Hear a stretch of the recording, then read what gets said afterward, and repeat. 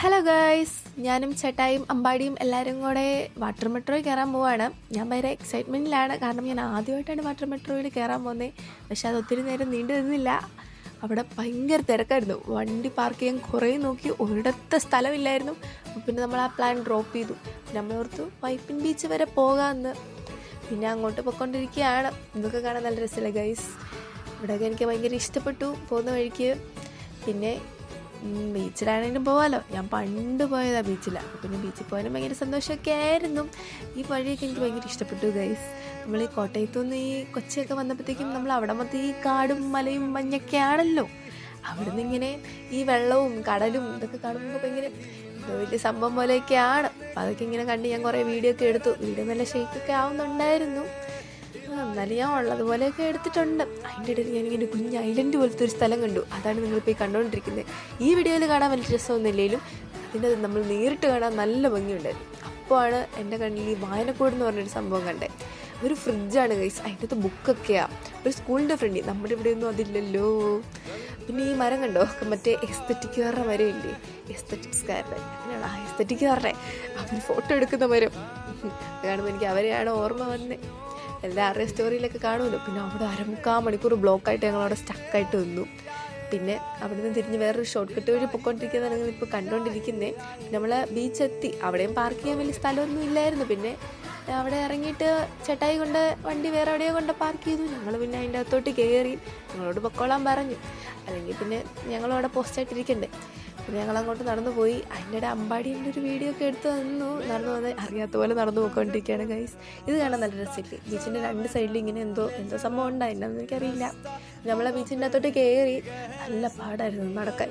നമ്മൾ ഈ ബീച്ചിലൊന്നും അധികം പോയിട്ടൊന്നുമില്ല. പിന്നെ ആയിരിക്കും അമ്പാടി അതിൻ്റെ ഇടയിൽ എന്തൊക്കെയോ പറയുന്നുണ്ട്. ഞാൻ പിന്നെ വീഡിയോ കട്ട് ചെയ്യാനൊന്നും പോയില്ല. അതിനും കൂടെ എടുത്തു.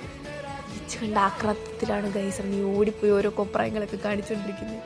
നമ്മളവിടെ ചെന്ന് കുറച്ച് വീഡിയോ ഒക്കെ എടുത്തു. എൻ്റെ ഫോണിൽ വലിയ ക്ലാരിറ്റി ഒന്നും ഇല്ലാത്തതുകൊണ്ട് എനിക്ക് ഇത്രയൊക്കെ കിട്ടിയുള്ളൂ. പക്ഷെ കൊള്ളായിരുന്നു. പിന്നെ അവൻ്റെ കരഞ്ഞ് കാല് പിടിച്ച് എൻ്റെ ഒരു വീഡിയോ എടുപ്പിച്ചു. പക്ഷെ അതാണ് ശരിയായോ ഇല്ല. എന്നെ ചെയ്യാനാ, എൻ്റെ അത്രയും ഒക്കത്തില്ലല്ലോ. പിന്നെ എല്ലാവരും വീഡിയോ എടുക്കുന്നതിലെ മറ്റേ ഇങ്ങനെ വേവ്സൊക്കെ വന്ന് കാലിൽ ഇങ്ങനെ വരുന്ന കൂട്ട് വീഡിയോ ഒക്കെ ഞാനും എടുത്തു. പിന്നെ ചേട്ടായി ഞങ്ങൾക്ക് ഒരു ഐസ്ക്രീമൊക്കെ മേടിച്ച് തന്നു. അതൊക്കെ കഴിച്ച് അവിടെ ഇരുന്നു. നല്ല രസമുണ്ടായിരുന്നു. ഐസ്ക്രീമെല്ലാം അലുത്തെൻ്റെ ദേഹത്തൊക്കെ വീണായിരുന്നു. ഞാൻ ചെയ്യാനാ. പിന്നെ അതിൻ്റെ ഇടയിൽ എൻ്റെ ഒരു വീഡിയോ ഞാനിങ്ങനെ എടുത്തു. ക്യൂട്ട്നെസ് കാണിക്കാനും നോക്കിയത്. പക്ഷെ അതൊന്നും നടന്നില്ല. ഫിൽറ്റർ ഇടാതെ മുടി കെട്ടിയെടുത്തു. പിന്നെ മുടി അഴിച്ചിട്ടെടുത്തു. എനിക്ക് ഇഷ്ടപ്പെട്ടില്ല ഗൈസ്. എന്നാലും ഞാൻ ചുമ്മാ ഇതിൻ്റെ അകത്ത് ആഡ് ചെയ്തു. പിന്നെ അവിടെ എന്തോ വൈപ്പിൻ ഫെസ്റ്റായിരുന്നു നടന്നുകൊണ്ടിരുന്നത്. അതിൻ്റെയാണ് നിങ്ങൾ കണ്ടുകൊണ്ടിരിക്കുന്നത്. അവിടെ കുറേ കടയൊക്കെ ഉണ്ടായിരുന്നു. അവിടെ പാനിപ്പൂരി കടയുണ്ട്. അത് കണ്ടപ്പോൾ എനിക്ക് സന്തോഷമായി ഗൈസ്. പക്ഷേ അത് 6 മണിയാകുമ്പോഴേ ഉണ്ടായിരുന്നുള്ളൂ. ഞങ്ങളാണ് നേരത്തെ വന്നു. ഇവിടെ എന്തോ ഗാനമേള സംതിങ് എന്തോ നടക്കാൻ വേണ്ടിയാണ്. അവിടെ എന്തോ ഈ സൗണ്ട് ടെസ്റ്റോ സംതിങ് ഏതാണ്ടൊക്കെ നടക്കുമായിരുന്നു. പിന്നെ അവിടെ ഒരു പട്ടമൊക്കെ മേടിച്ചു. ഇതിൻ്റെ അകത്ത് കാണുന്ന പോലെയല്ല ഗൈസ്. അത് ഭയങ്കര മുകളിലാണ് പറക്കുന്നത്. പിന്നെ കുറച്ച് നേരം കഴിഞ്ഞപ്പോൾ അവിടെ നിറച്ച് പട്ടമായി. കുറേ പേരുടെ പട്ടമൊക്കെ പൊട്ടിപ്പോയി. അമ്പാടിയുടെയും പൊട്ടിപ്പോയി. അത് വേറൊരു കാര്യം. അപ്പോൾ എനിക്ക് ചെറിയ സന്തോഷമൊക്കെ വന്നു. എനിക്ക് അവൻ വറുത്താൻ വെച്ചിട്ട് തന്നില്ല. അതുകൊണ്ട് പിന്നെ കണ്ടോ, സൂര്യനൊക്കെ അസ്തമിക്കുന്നത് കാണാൻ നല്ല രസമുണ്ട്. ഞങ്ങളാണെങ്കിൽ പിന്നെ കുറേ ഫുഡൊക്കെ മേടിച്ചോ. ഒന്നും എടുക്കാൻ പറ്റിയില്ല. കഴിക്കുന്നതിൻ്റെ വെപ്രാളത്തെ ഒന്നും എടുത്തില്ല. പിന്നെ ഞാൻ ആ കൂടി ചോളം മേടിച്ചതാണ് എടുത്തത്. അമ്പാടിയോടൊന്ന് കഴിച്ച് കാണിക്കാൻ പറഞ്ഞു. അപ്പോൾ അവൻ എന്തൊക്കെയോ കാണിക്കുന്നുണ്ടായിരുന്നു. കണ്ടോ കാണിക്കുന്നത്. പാനിപ്പൂരിയൊക്കെ ഞാൻ മേടിച്ചു. പക്ഷേ അതിൻ്റെ വീഡിയോ എടുക്കാൻ പറ്റിയില്ല. ഞങ്ങൾ തിരിച്ച് പോവാം.